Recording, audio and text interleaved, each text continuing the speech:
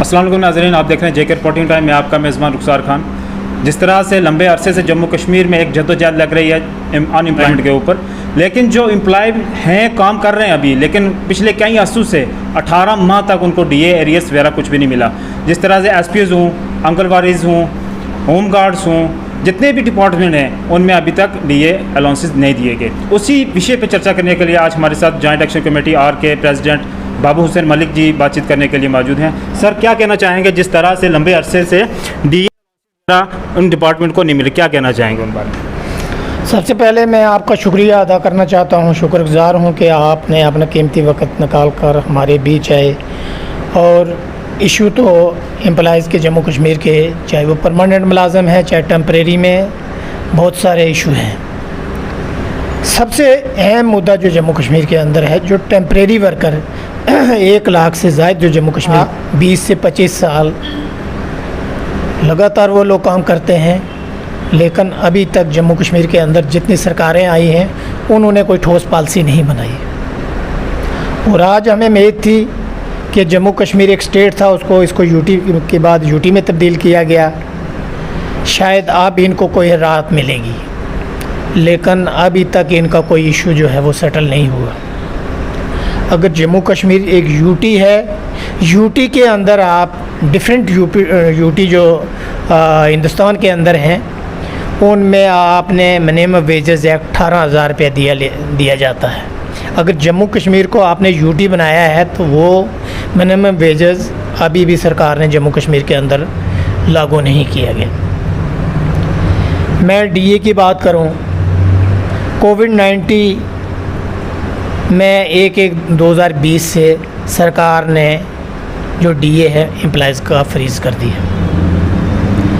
अब सरकार ने जो है 11% ये डीए जो ड्यू था ये उन्होंने रिलीज़ किया है,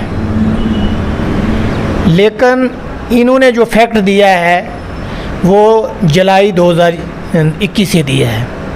पिछले 18 महीने का जो एरियर है वो सरकार ने नहीं रिलीज़ किया। हम ये कहना चाहते हैं कि महंगाई जो है वो सामान को छू रही है, लेकिन मुलाजमों का ये जो एरियर बनता है 18 महीने का, ये सरकार को देना चाहिए। अनामली की बात करूं, क्लरिकल की नामली 2018 में सरकार ने एक SRO 333 निकाला था, उससे पहले 15 कैडर की नामली सरकार ने दूर की। उनको 1/1/1996 से नोशनली दिया गया और मॉनेटरी 19/2/2003 से दिया गया, लेकिन क्लरिकल कैडर को इन्होंने जो फैक्ट दिया 1/5/2018 से दिया। और इसके साथ SRO 333 जो सरकार ने निकाला है, 2 इंक्रीमेंटें जो सेक्रेटरी ट्रेनिंग क्वालिफाई करता था उसको 2 इंक्रीमेंटें एडिशनल मिलती थी, तो इस SRO में 2 इंक्रीमेंटें भी सरकार ने विदल्ड कर दी।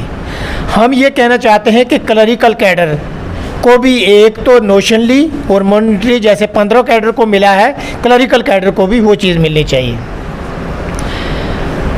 बहुत सारे यहाँ डिपार्टमेंट हैं, जैसे आंगनवाड़ी वर्कर है, हेल्पर है, रहबर खेल है, रहबर जंगलात है, NHRM हैं, आशा वर्कर हैं। तो हम ये कहना चाहते हैं कि कंट्रेक्चुअल टीचर हैं, लेक्चरर हैं, सरकार को इसके लिए कोई ठोस पॉलिसी बनानी चाहिए। 3 साल तक लगातार कंट्रेक्चुअल जो लेक्चरर हैं उन्होंने प्रोटेस्ट किया। कंट्रेक्चुअल टीचर जो हैं प्रताप पार्क में लगातार 2-3 महीने उन्होंने भी हड़ताल की, लेकिन सरकार ने उनको टर्मिनेट कर दिया, अभी तक उनका कुछ भी नहीं हुआ। सर, अगर बात करें एसपीओज़ की, आंगनवाड़ी वर्कर्स की, कल पीटीडी डिपार्टमेंट के बाहर डेली वेजेस का एहतजाज हुआ बहुत बड़ा, लेकिन सर ये लंबे अरसे से चल रहा है, कहीं ना कहीं इनकी सुनवाई क्यों नहीं हो? देखो, मैं सबसे पहले बात करूं, हमने बहुत दफ़ा इस पर प्रोटेस्ट भी हम करते रहते हैं। तो मैं एक बात बताऊं कि ये कह रहे हैं कि पिछली सरकारों ने जो है ये गलत किया है।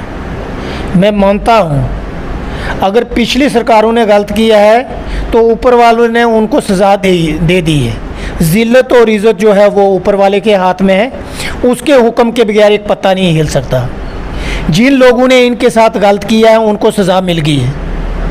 अगर आज आप इक़्तिदार में हो, सेंट्रल में भी आपकी सरकार है और यूटी जो डायरेक्ट सेंट्रल के साथ उसका रब्ता होता है, तो आपको उस गलती को इम्प्रूवमेंट करनी थी।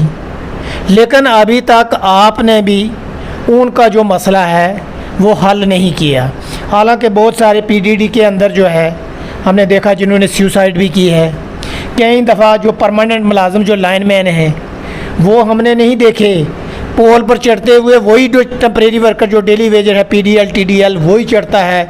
तो हमने देखा है कि उनको बेचारे किस तरीके के साथ उसको वो आग लगती है वहाँ और उसको जल के वो राख हो जाता है। लेकिन सर अगर बात करें जिस तरह से महंगाई आसमान छू रही है, गैस पेट्रोल डीजल के जो दाम है आसमान को छू रहे हैं, कहीं ना कहीं सर आम आदमी उसका बसेरा कैसे होगा? मैं कहता हूँ देखो, एक तो कोविड-19 का जो पिछले मेरे ख्याल 1.25-2 साल हो चुके हैं उसकी वजह से भी बहुत बड़ी तबाही हुई है। हम कहते हैं कि मुलाज़िम जो है, चाहे वो परमानेंट मुलाज़िम है चाहे वो टेम्परेरी वर्कर है, वो लगातार जो है वो काम करता है और करता रहेगा और सरकार की एक रीढ़ की हड्डी है।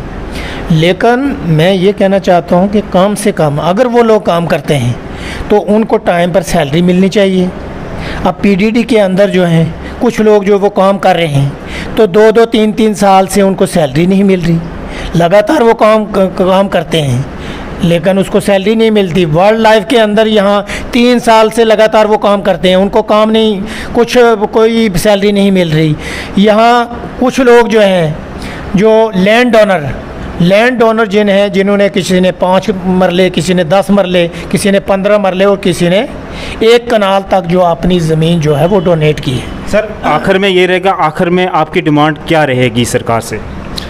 देखो, मैं ये कहना चाहता हूँ कि ये जितने मुद्दे हैं, चाहे वो 1 लाख से ज़्यादा टेम्परेरी वर्कर हैं या इसके साथ क्लरिकल कैडर का मुद्दा है और रेगुलाइजेशन की हम बात करें, चाहे वो आंगनवाड़ी वर्कर हैं, हेल्पर हैं, कंट्रैक्टर टीचर हैं, लेक्चरर हैं, रहबर खेल हैं, रहबर ज़राअत हैं और उसके बाद आशा वर्कर हैं।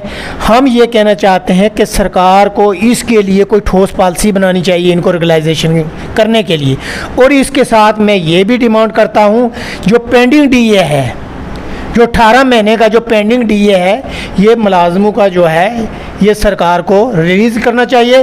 और मैं प्राइम मिनिस्टर साहब से, होम मिनिस्टर साहब से और जम्मू कश्मीर के जो हेड हैं मनोज सिन्हा साहब और चीफ सेक्रेटरी साहब से अपील करता हूँ। सेंट्रल ने 11% डीए तो दिया है, लेकिन हम ये अपील करते हैं कि ईद अल अज़हा से पहले जम्मू कश्मीर के मुलाज़िम जो यूटी में काम करते हैं इनको भी 11% डीए दिया जाए। और इसके साथ हम ये भी डिमांड करते हैं कि जो पेंडिंग 18 महीने का जो डीए है ये भी रिलीज़ किया जाए ताकि मुलाज़िम जो है महंगाई की इस मुश्किल वक़्त में सुख की जो है सांस ले सकें। बहुत शुक्रिया सर वक्त देने के लिए। तो ये थे हमारे साथ बातचीत करने के लिए बाबू हुसैन मलिक जी। बहुत सारे मुद्दों पे बात हुई। आखिर में यही कहना चाहूँगा, सरकार से अपील यही रहेगी इनकी तरफ से कि जो 18 माह का डीए रोक रखा है वो जल्द से जल्द पे किया जाए, क्योंकि आने वाले कई दिनों में त्यौहार ईद उल अज़हा का दिन भी आने वाला है, तो उनकी भी खुशियाँ होंगी, कहीं कुछ डिमांड्स होती है वो पूरा करने के लिए। तो सरकार से ये अपील है जल्द से जल्द वो आप उनका डीए एरियाज जितने भी डिपार्टमेंट हो दिया जाए। ऐसे मज़ीद अपडेट के लिए आप जुड़े रहें जेके रिपोर्टिंग टाइम के साथ। मुझे दीजिए इजाज़त। अल्लाह हाफ़िज़।